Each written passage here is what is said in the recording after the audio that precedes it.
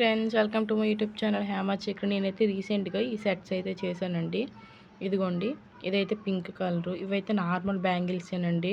ఇలా ఇదిగోండి pink colour thread చుట్టుకొని చుట్టూ ఈ కుందన్స్ అయితే అంటించానండి. సేమ్ ఇవైతే 6 చేశానండి.